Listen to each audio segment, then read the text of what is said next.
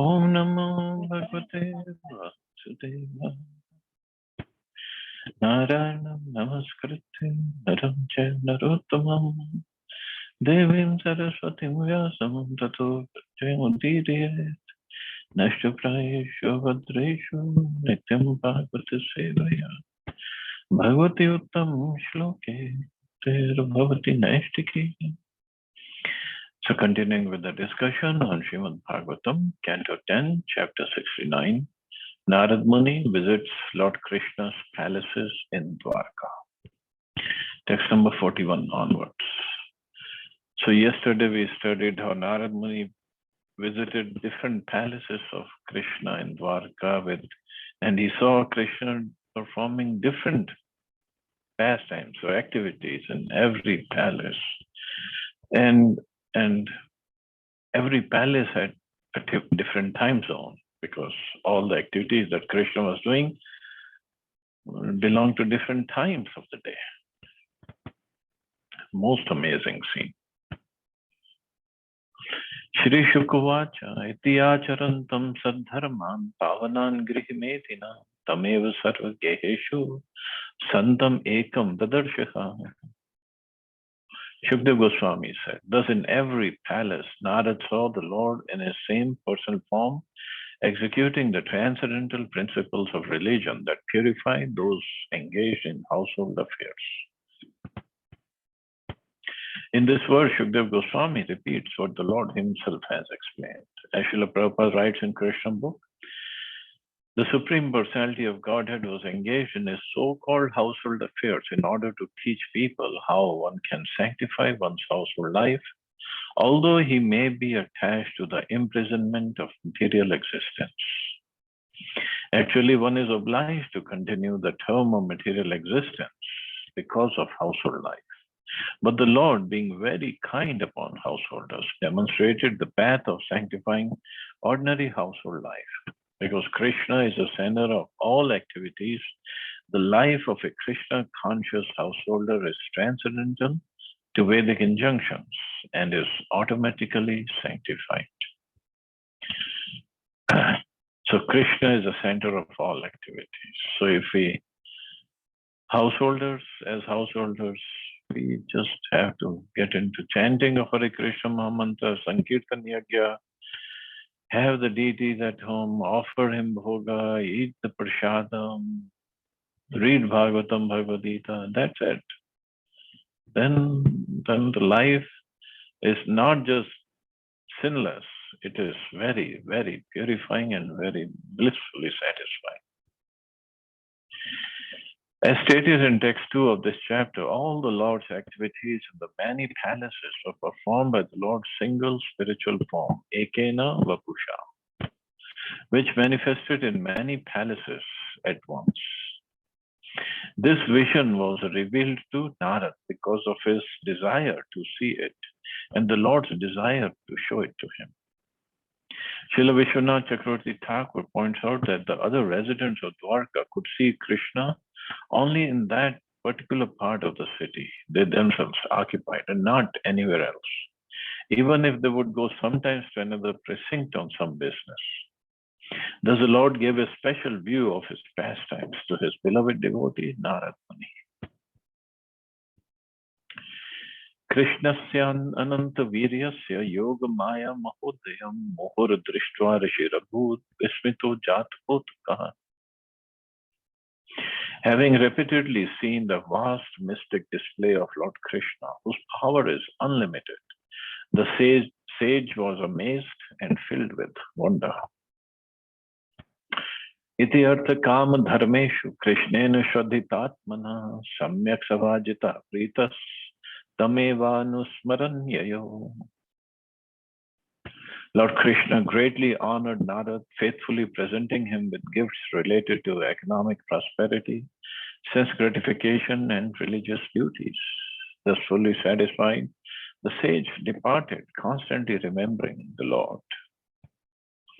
As Srila Prabhupada points out in Krishna, the phrase Artha Kama Dharmeshu indicates that Lord Krishna was behaving like an ordinary householder, deeply concerned with economic development, sense gratification, and religious duties. Narad could understand the Lord's purpose, and he was most pleased by Sri Krishna's exemplary behavior. Thus, fully enlivened in his pure Krishna consciousness, he departed. So, departed to sing the glories of the Lord and preach the message of the Lord to conditioned souls all over the universe. This is what Narada Muni does. एवं मनुष्य पद्मीम अनुवर्तमानो नारायणो अखिल भवाय गृहीत शक्ति रेमे अंग षोडश सहस्र वरांगनानाम सव्रीड सोहृद निरीक्षण हास जुष्ट. In this way, Lord Narayan imitated the ways of ordinary humans, manifesting his divine potencies for the benefit of all beings. Thus he enjoyed, dear king, in the company of his 16,000 exalted consorts who served the Lord with their shy, affectionate glances and laughter. So only he could enjoy like that. And sometimes people say, oh, how come he had 16,108 wives? This is not right. I mean, this is morally not right. And Prabhupada would explain, he is Supreme Personality of Godhead. If he wants, he can have millions of wives. What's a big deal for him? Nothing morally wrong for Krishna. We all are his energy. And so are all the gopis, all the queens, everything is his energy. And if energy is engaged in the service of the energetic or the source of energy, what's wrong? And person who had asked this question, Prabhupada asked him, how many wives do you have? And he got very taken back. What was it that the Swamiji asked him? Prabhupada said, well, how many wives do you have? He said, just one. And Prabhupada said, you are a thief. How? Because you have stolen Krishna's energy and using that energy in your service. You're a thief.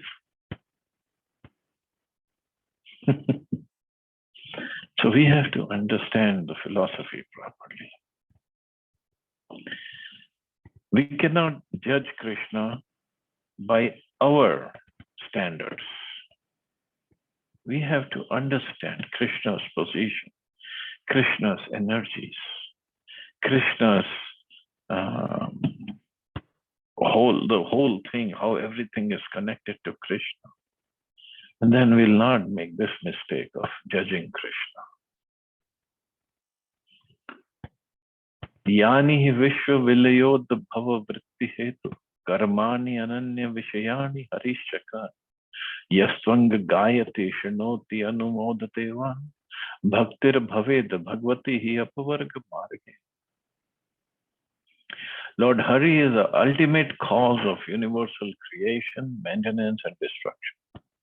My dear King, anyone who chants about, hears about, or simply appreciates the extraordinary activities he performed in this world, which are impossible to imitate, will surely develop devotion for the Supreme Lord, the bestower of liberation. Srila Vishwanath Chakravarti Thakur has given various meanings for the word Ananya Vishayini. This term indicates that the Lord performed activities in Dwarka that were unusual even for his plenary expansions, to say nothing of others. Or the term can be understood to indicate that the Lord performed these activities for the sake of his pure, exclusive devotees. In any case, one who recites or hears accounts of these pastimes will certainly be engaged in Krishna consciousness. And as Srila Prabhupada writes, certainly find it very easy to traverse a path of liberation and taste the nectar of the lotus feet of Lord Krishna. See, this is the beauty of chanting, hearing, and simply appreciating the extraordinary activities of Krishna in this world. Srila Prabhupada further points out that the word Anumodate here indicates that one who supports a preacher of the Krishna consciousness movement will also receive the benefits mentioned here. Just supporting them, maybe just becoming a well-wisher and receive the same benefits. surely develop devotion for the Supreme Lord. So it's so easy. Bhagavatam, this is the beauty of Srimad Bhagavatam. It is said, just by hearing it, nothing we have to do. Just by hearing Bhagavatam, Nityam Bhagavata Sevya, all that is troubling to the heart will go away. Everything will be taken care of. This is pure devotion service. Just listening to Bhagavatam. Nothing else. If we cannot do anything else. This is the beauty of Srimad Bhagavatam. It doesn't say one has to do this activity, that karma kanda, that yagya, that. No, just sit down, listen to Bhagavatam. That's it. So simple. So thus ends the purpose to 10th canto, 69th chapter of Srimad Bhagavatam, entitled Narada Muni visits Lord Krishna's palaces in Dwarka. So we can start chapter 70, Lord Krishna's daily activities in Dwarka. Again, wonderful chapter. Shri Shukvacha. Athoshasupavrittayam kukutan pujato ashapan grihita kandhya patibhir madhvya virhaturaha. Shukdev Goswami said, as dawn approached, the wives of Lord Madhav, each embraced around the neck by her husband, cursed the crowing roosters. The ladies were disturbed that now they would be separated from him. This description of Lord Krishna's daily activities starts with the crowing of the rooster.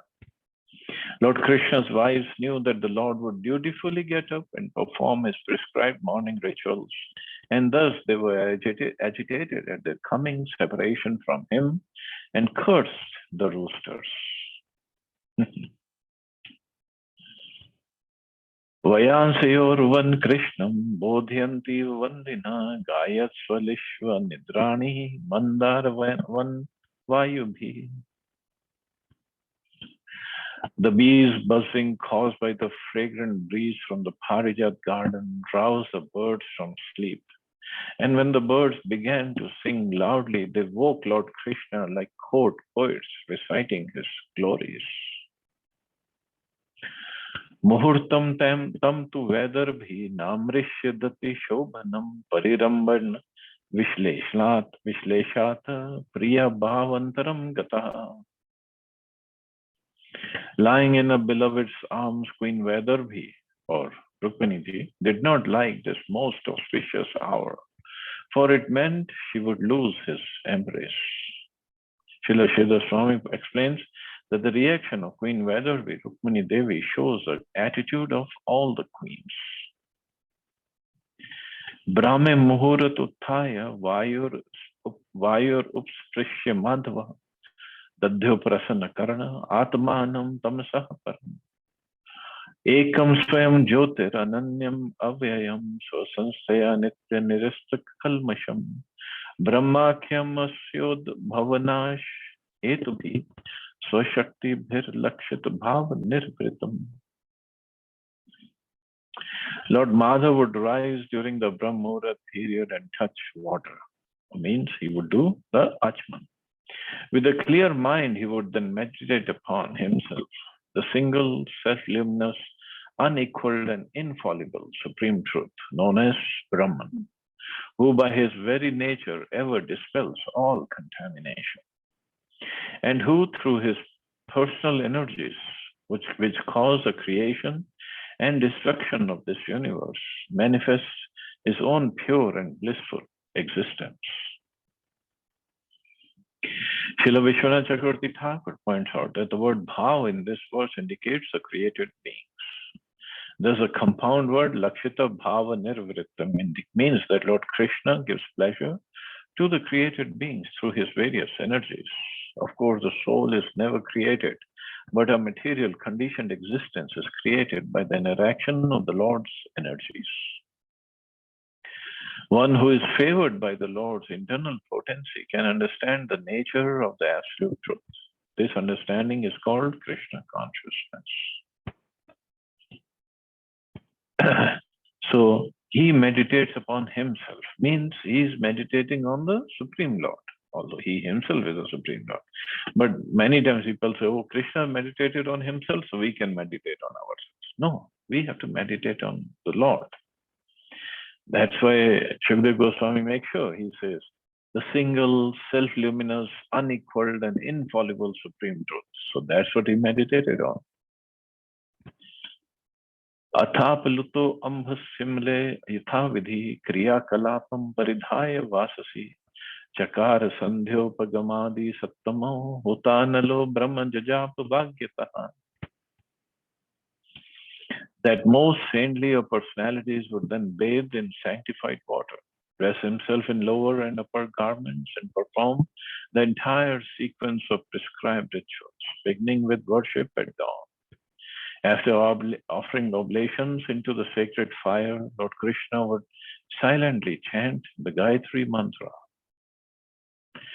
Sridhar Swami points out that since Lord Krishna was in the disciplic succession from Kanva Muni, he offered oblations to the fire before sunrise.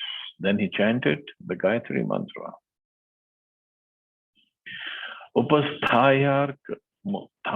Upasthayarkamudyantam tarpetvatmana kala devan rishin pitrin vridhan vipran abhyacharya chatmavan dhenunam rukma shringinam sadvinam vom moktikas rajam payasvaninam gushtinam savatsanam suvasasam dadorupya kuragranam kshomajinnatilesaha alankritebhyo viprebhyo baddham dine dine.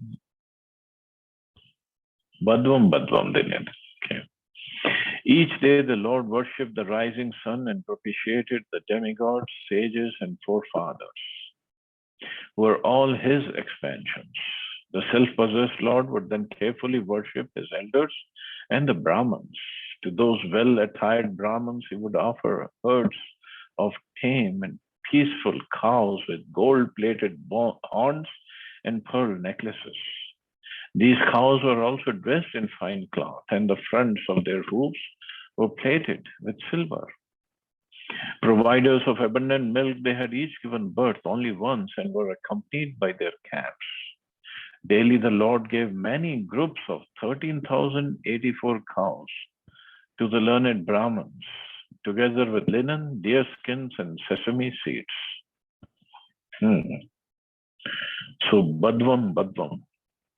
So he gave, it's mentioned in the synonyms, 107 groups of 13,084 cows, thus totaling 1.4 million cows every day. Wow. Srila Swami quotes several Vedic scriptures to show that in the context of Vedic ritual, a Badva here refers to 13,084 cows. The words Badvam Dine indicate that Lord Krishna would give the learned Brahmins many such groups of cows on a daily basis. Srila Swami further gives evidence that the usual practice for great saintly kings in previous ages was to give 107 such Badva or groups of 13,084 cows. Thus, the total number of cows given in this sacrifice, known as a manchar is 14 lakhs or 1.4 million, 14 lakh cows every day. The words alankritebhyo viprebhyo indicate that in Lord Krishna's kingdom, the Brahmins were given nice clothes and ornaments and were thus well attired. In Krishna book, Srila Prabhupada writes a striking and profound insight on these pastimes of Lord Krishna. The reader is strongly urged to study this book. So, as a service, we are simply presenting the original Sanskrit text of the 10th canto. So they are being thankful, the authors are being thankful to Prabhupada for his commentaries.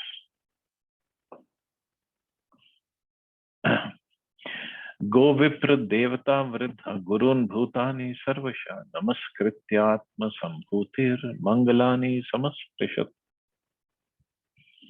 Lord Krishna would offer obeisances to the cows, Brahmins, and demigods, his elders and spiritual masters, and all living beings, all of whom are expansions of his supreme personality.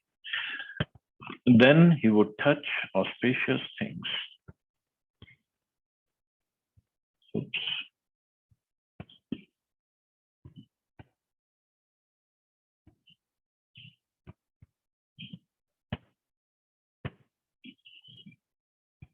Oh,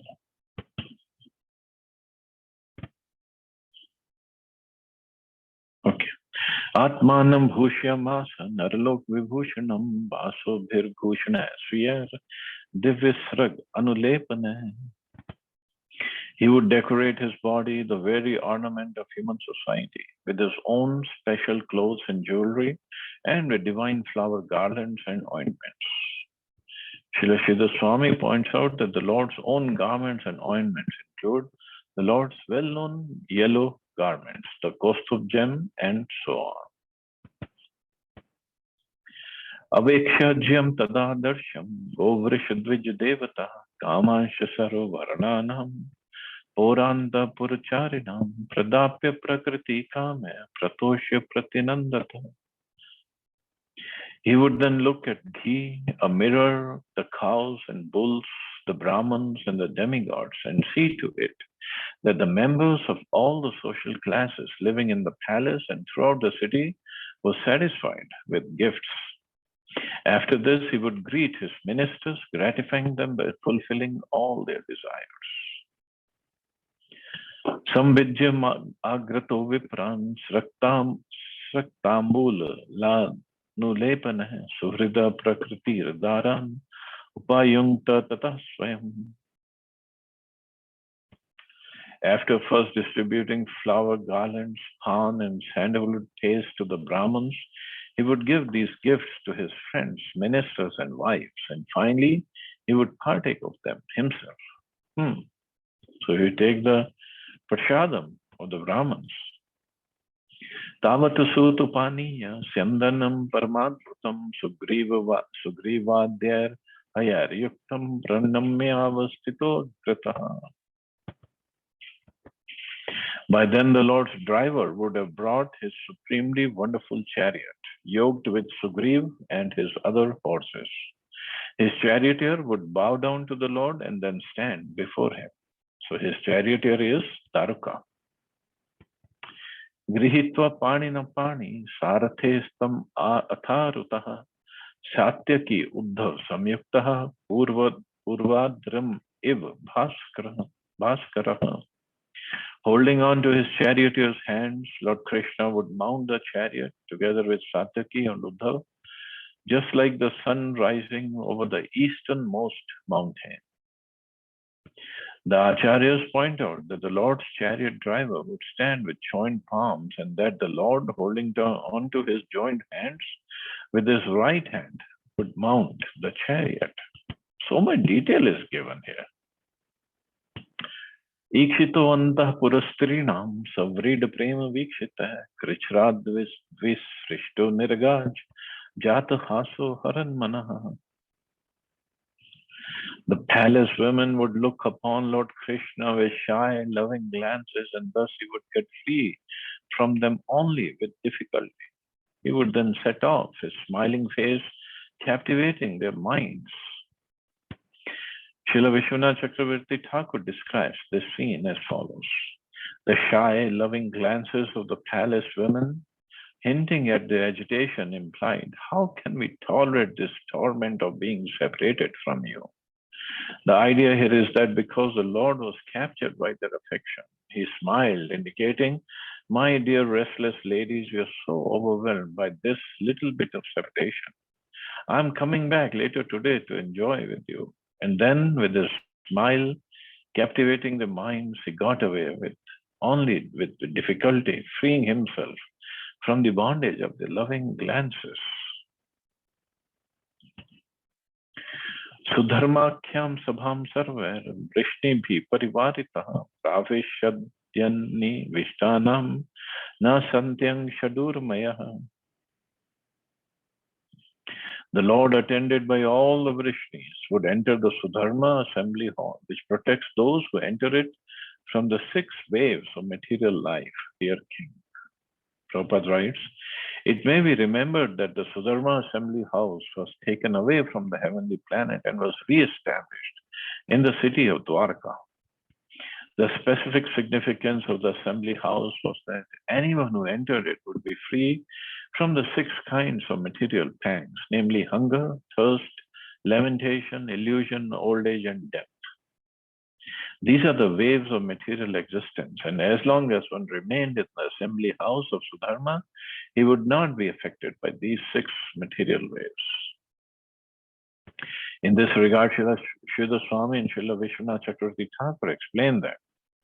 Now, this is another opulence of Krishna. Will be really we will really like it. When Lord Krishna would exit separately from each of his many palaces, 16,000 palaces, right?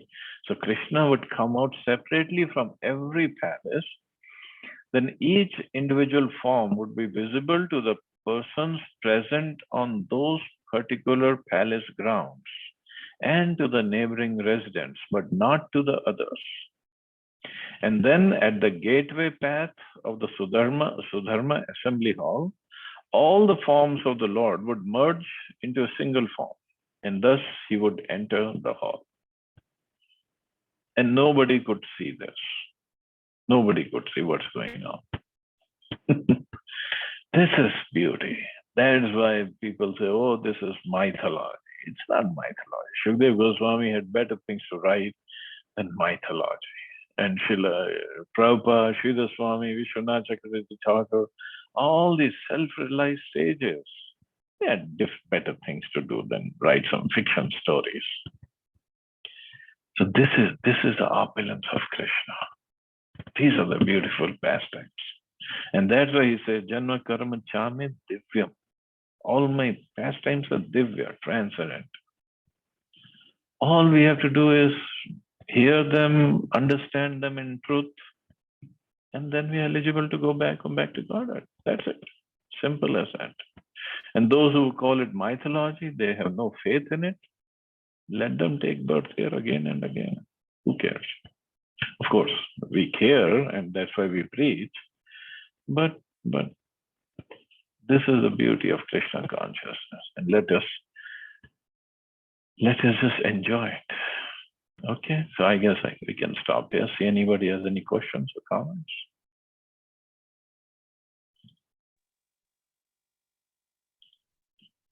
Hare Krishna, Prabhu. Hare Krishna. प्रभु जी जब वो खुद कृष्ण भगवान हैं तो किसके ऊपर वो अपने आप को मेडिटेट करते थे? वो मेरे को समझ नहीं आया। अपने आप पे। Yeah. But this is to show us, हम लोगों को सिखाने के लिए कि हमें मेडिटेट करना चाहिए भगवान के ऊपर सुबह सुबह।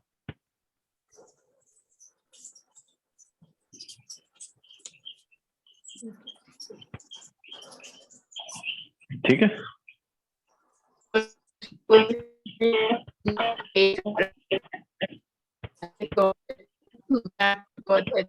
जो नहीं फेस रखते उनको जन्म कहीं पे रहना। की आवाज कट गई माता।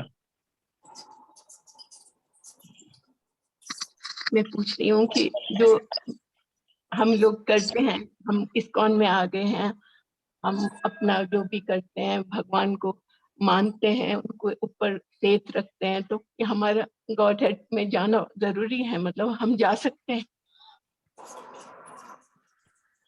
Well, प्रभात के हिसाब से यस, हम सब जा सकते हैं।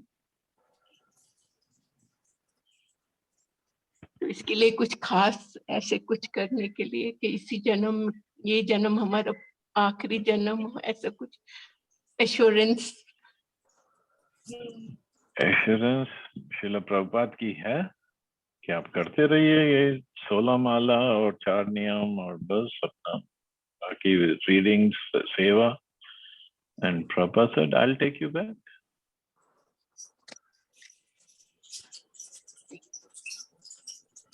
बस यही करना है और क्या करना है।